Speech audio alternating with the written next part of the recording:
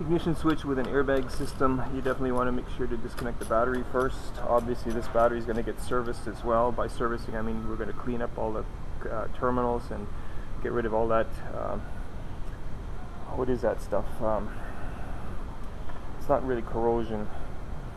It's from I guess the battery gassing and then developing the sediments, whatever.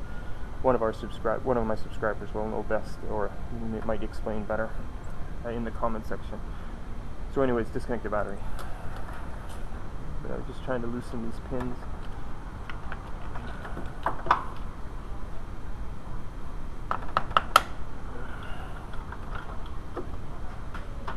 You want to also do a capacitive discharge.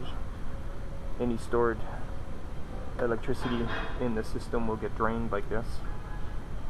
It doesn't have to be long, just a few seconds.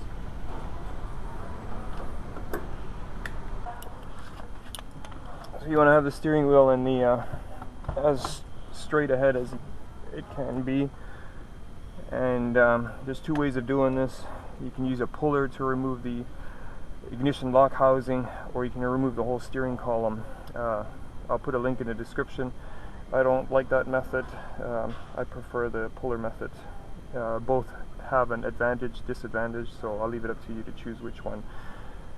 There's a 5mm bolt behind the airbag or behind the steering wheel. You want to just loosen it. The bolt's not going to come out. It's held in place. One on either side.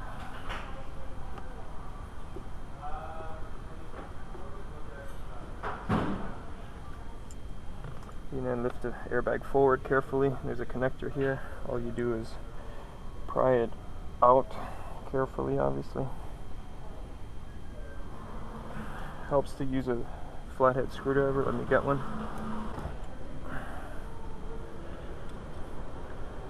And just lift up the yellow connector. And the airbag you don't want to put down on the floor like this, because if it does happen to accidentally blow, it'll go flying up, so you want to put it right side up.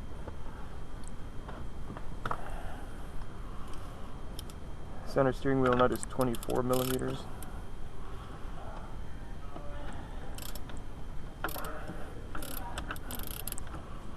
If it's really tight, you need somebody else to hold the steering wheel.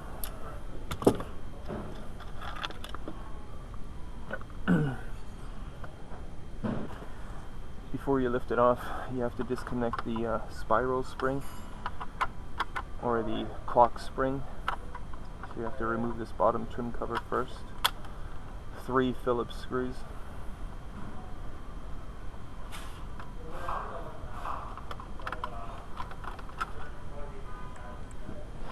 Actually 2. I'm thinking Eurovan that has a 3rd one in the middle.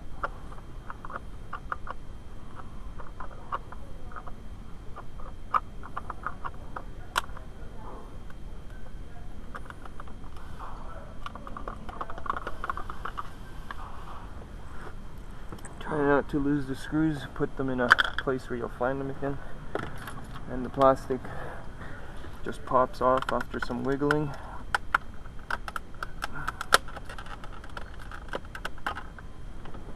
One side. 2. If it hasn't been off in a while, it'll be really sticky, and or some of these tabs will break. Very common. Not much you can do about it. Trying to explain it to a customer is a different story. This is a spiral spring connector. You want to be careful with this one. Don't bend it too much. Just move the felt out of the way here, the insulation. Squeeze the yellow tabs and pull out the connector.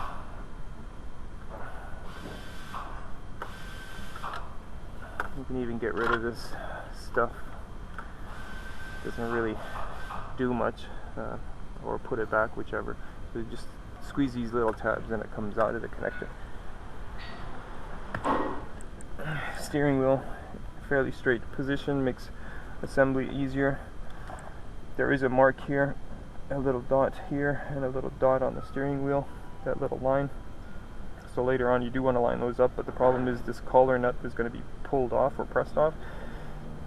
also mainly line up the steering wheel with the center shaft.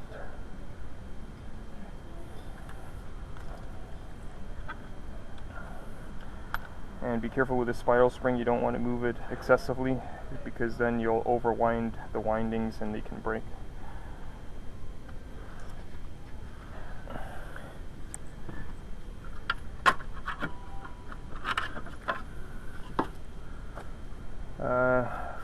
Flathead screwdriver. I think this one is no good. I need a better one. It's a constant in and out of the vehicle to find all the tools because I don't remember every time what I need for each job. I always forget something. Even this screwdriver is not fitting correctly, but it's working.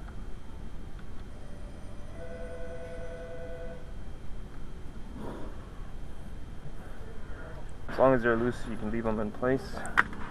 Then there's a few connectors on the top here. You have to lift the little tab, but at the same time pull down on the connector so that it pops out.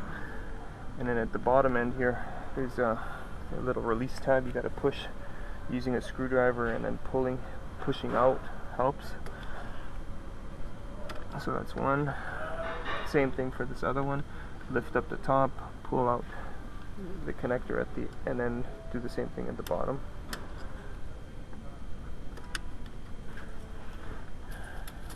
Remove the keys for better visibility. Same thing here.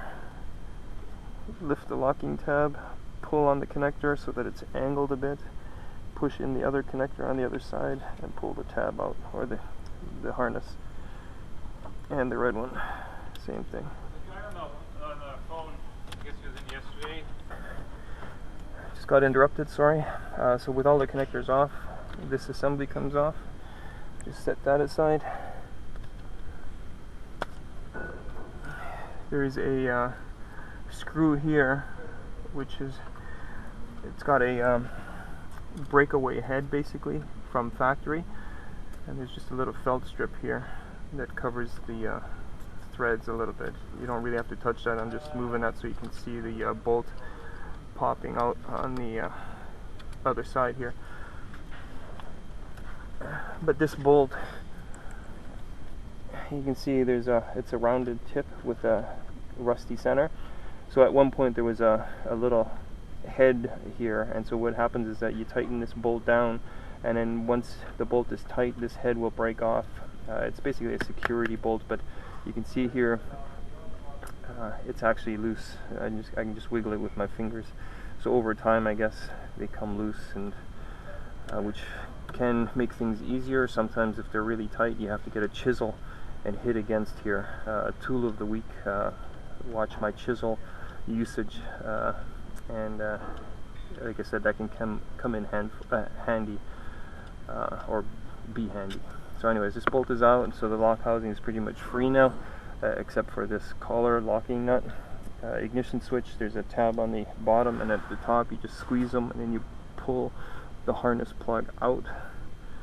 You can do that later when the whole assembly is loose, or now. It won't come, so we'll do it later. So let me get my press, and we'll press the collar nut off here. More tools that I forgot to bring out already. So this is my bearing splitter, or at least that's what it's called. There'll be a link in the description.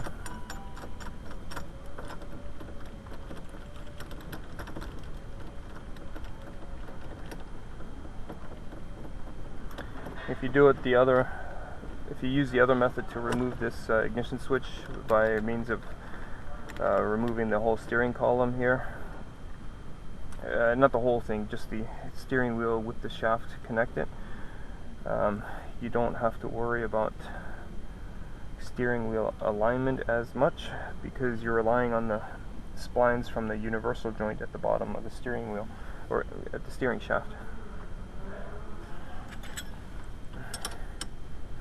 Using this splitter, there's a chance of this collar not lining up, or the splines not lining up 100%, but you can always move the steering wheel. You can see how fine these splines are, so if you're off slightly, just disconnect the battery, move the steering wheel a little bit, one spline either way, to compensate.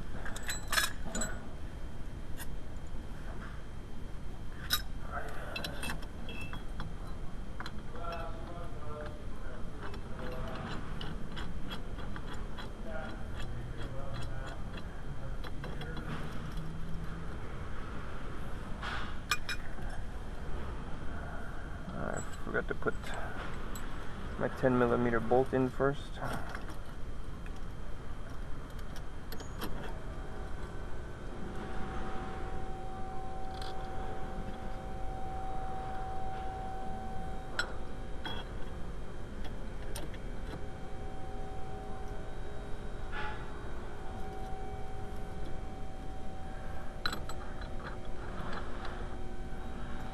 Put a socket around the bolt, and then I basically push against the socket.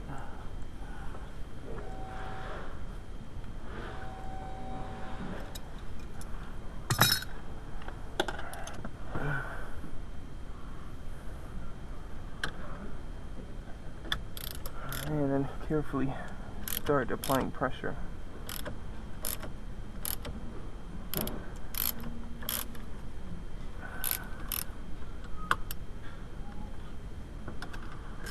To make sure that I have enough threads on these nuts, otherwise they're going to strip out on me. Might even be better to remove one of these washers.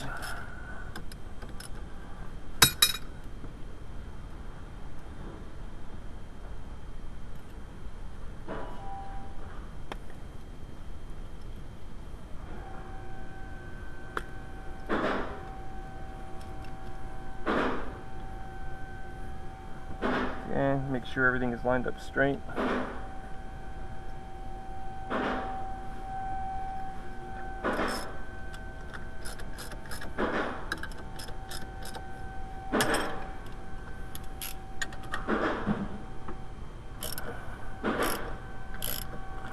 It's already coming. Sometimes quite a bit of pressure is involved, sometimes not. The key here is that the mark that you made for the steering wheel alignment, you can see the black mark, and there's a tiny dot here that they pretty much, or that the black line does not get disturbed. If you use the puller right on the shaft here, as you're turning it, you can wipe that black mark away, and that can make alignment more difficult. But again, as long as your steering wheel is in a straight ahead position when you take it off, and the center shaft doesn't move, you just put it back on in a straight position.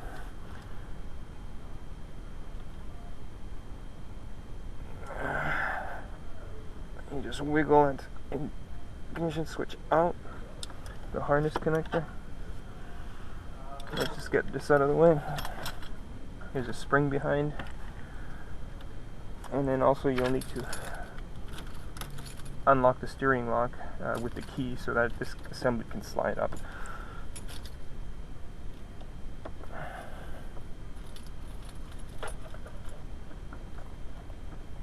Okay, so the ignition switch harness plug is out.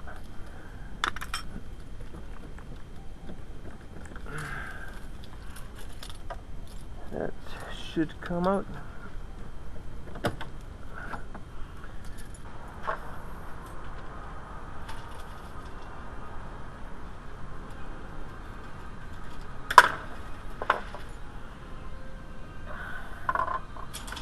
Sometimes these aftermarket are not as good as the original, so I definitely recommend originals, but this is what the boss carries.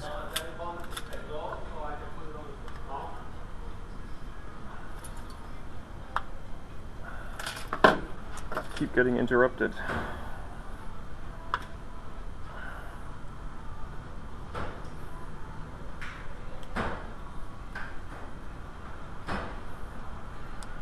Doesn't have to be super tight. Common sense here, it's a plastic piece. And small, fragile threads.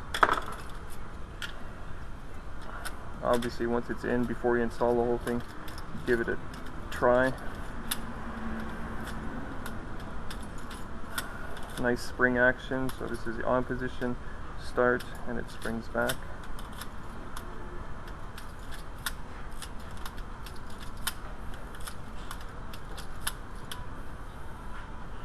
Installation is in a reversal removal. Okay, once steering wheel is back on, airbag is tight, give the key another try, make sure that it feels good. Battery's still disconnected at this point. Leave it in the on position. You want to make sure that when you turn the steering wheel there's no scraping sounds from the horn ring, so that's good. And what I also forgot to mention is that when reconnecting the battery with the key on, you want to make sure that the windows are down, just in case if the airbag were to blow, there's less pressure inside the cab. I don't know if the windows can blow out, but and you don't want to sit behind the steering wheel either. Have somebody else connect the battery, again, just in case the airbag does blow, you're out of the vehicle, the doors are closed, the window is down to relieve pressure. So keys on, the alarm will beep.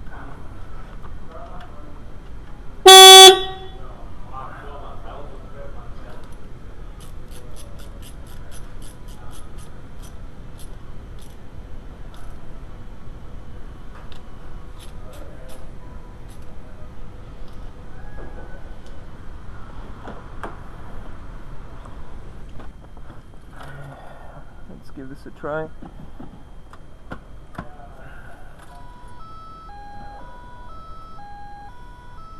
Handbrake light is off. Handbrake light is on.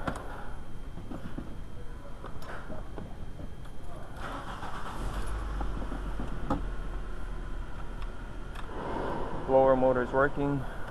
Headlights are on. Wipers work. Wiggling the switch does not turn the lights off. The blower is still going.